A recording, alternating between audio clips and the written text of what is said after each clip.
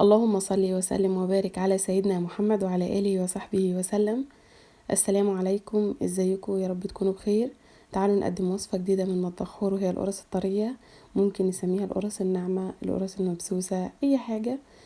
المهم ان هي وصفة سهلة وبسيطة، مكوناتها من البيت حرفيا، مش هنحتاج اي حاجة من بره. من كيلو دقيق هنعمل كمية كبيرة. هنقول على كل المكونات بتاعتها سواء كانت بالاكواب المعيارية او بالجرامات. ازاي نطلع كمية كبيرة من كيلو دقيق، ايه كل ايه كل الاسباب اللي تطلعها معايا ناجحة من اول مرة. مفيش اي فشل تماما في الوصفة بتاعتنا. قبل ما ندخل في المكونات اللي هنبدأ بيها وصفتنا، لو انتوا جداد على القناة اتمنى تنزلوا تحت الفيديو تعملوا اشتراك او سبسكرايب، وكمان تفعلوا الجرس لو حابين يوصلكم مني اشعار بكل الوصفات الجديدة. ويلا بينا نعرف مكوناتنا الوصفة بتاعتنا النهاردة ايه.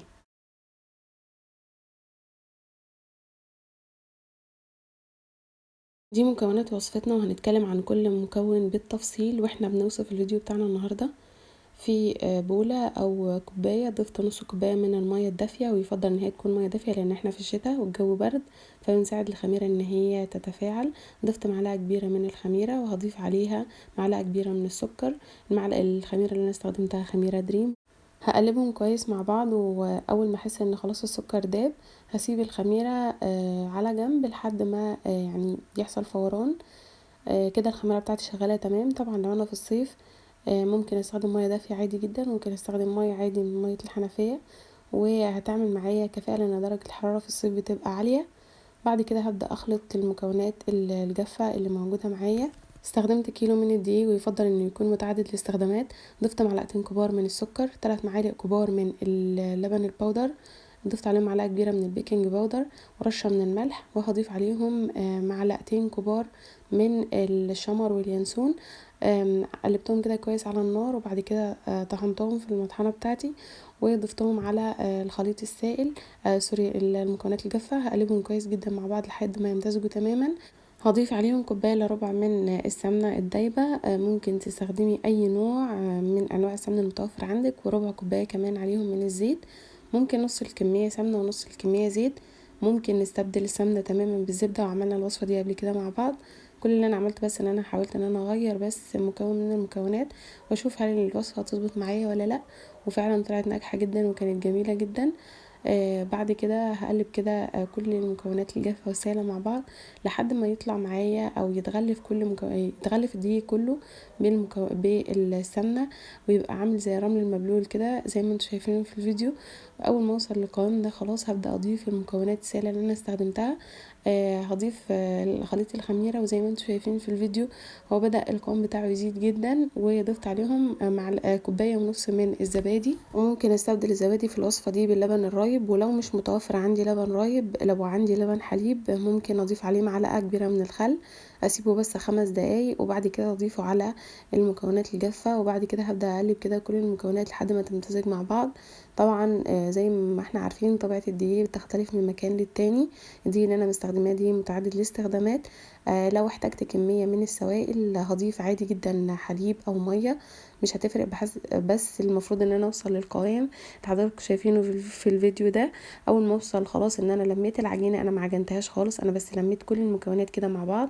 غلفتها بكيس من اكياس التلاجة، وممكن بستريتش، وهضيف عليها الفوطة واسيبها على جنب تخمر لحد ما يتضاعف القوام بتاعها. يعني هتاخد معايا في حدود من نص ساعة الى ساعة الا ربع، وممكن في الصيف ما تاخدش اكتر من نص ساعة. اول ما خلاص يتضاعف القوام معايا وتوصل ان هي خلاص خمرت معايا تمام، هبدأ اشكل كل الكمية اللي موجودة معايا. تقدري تستخدمي اي نوع من انواع الحشوات، وبرده في شكل الكرات ممكن تعملي كرات كبيرة او صغيرة على حسب الحجم اللي انت عايزاه. انا هنا قطعتها كرات صغيرة على شكل الليمونة مثلا اللي هي كبيرة شوية. بعد ما اشكل كل الكميه المفروض ان انا بغطيها بورق ستريتش، او بغطيها بورق تلاجة. اول كرة انا شكلتها هبدأ بيها تشكيل القرص بتاعتي. انا استخدمت هنا الحشوات، عملت نصها عجوة ونصها سادة. العجوة زي ما احنا عارفين كل اللي انا بعمله فيها ان انا بضيف عليها معلقة كبيرة من الزبدة، وممكن اضيف عليها قرفة، وممكن اضيف عليها من الخليط اللي انا ضفته على القرص اللي هو الشمر واليانسون، بيديها ريحة وطعم حلو قوي.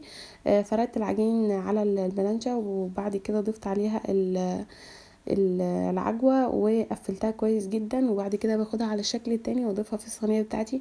مش محتاجه ان هي تدهن اي حاجه تماما، لان هي طبعا مش هتلزق. واخده كميه سوائل كبيره، هسيبها برضو تخمر تاني لمده نص ساعه او ساعه الا ربع. وفي الفتره دي انا كنت مشغله الفرن بتاعي مسبقا على درجه حراره 220، يعني تقريبا اعلى درجة حرارة موجودة عندك في الفرن بتاعك. اول بس ما اتأكد ان الفرن درجة حرارته تمام، وانا مشغلاه قبلها بفترة، هبدأ ادخل كل يعني معظم الكمية اللي انا عملتها، ولحد ما تاخد لون من تحت. هبدأ اراقبها طبعا. المفروض ان هي ممكن تاخد كده لون خفيف من فوق لو مروحة الفرن شغالة. لو مخدتش لون من فوق ممكن اشغل عليها الشواية، هتاخد في حدود دقايق وبعد كده هتطلع معايا. يفضل اول ما اطلعها ان انا اغطيها بفوطة تكون مبلولة او فوطة عموما، بحيث ان الوش بتاع القرص يبقى طري معايا. الوقت غير محدد، لان هي هتختلف من فرن للتاني زي ما قلنا. يفضل ان اسيبها فتره كويسه جدا ان هي ترتاح وتخمر معايا. ممكن ادهن الوش بتاعها باي خليط للتلميع. ممكن اضيف كميه من النسكافيه، يعني مثلا اجيب ظرف نسكافيه اللي هو نسكافيه بلاك، واضيف عليه مثلا معلقتين او 3 من اللبن، وادهن الوش بتاعها. ممكن صفار بيضه وعليه مثلا معلقه من الخل علشان يشيل الزفاره، رشه من الفانيليا هيديني لون ذهبي حلو قوي. وانا في الحاله دي ما ضفتش اي حاجه، لان اللبن الباودر هيديها لون كويس جدا. علشان كده لبن البودر في الوصفه دي اختياري، حابه تضيفيه تمام. هو هيديها نكهه وقوام وطعم حلو قوي، والعجينه هتبقى طريه وطعمها بجد حلو جدا، لانه بيدي طراوه كده وغناوه في القرص. مش حابه برضه دي حاجه ترجعلك. هطلع كل الكميه زي ما قلنا وهسيبها تبرد. ممكن نعمل كميه كبيره منها ونضيفها في الفريزر، مجرد بس ان احنا نطلعها على قد ان انا اسخنها في الميكرويف وتستخدميها بألف هنا وشفا. لو عجبكم الفيديو ده ما تنسونيش في اللايك والشير. الى اللقاء، مع السلامه، استنوني في وصفه جديده ان شاء الله.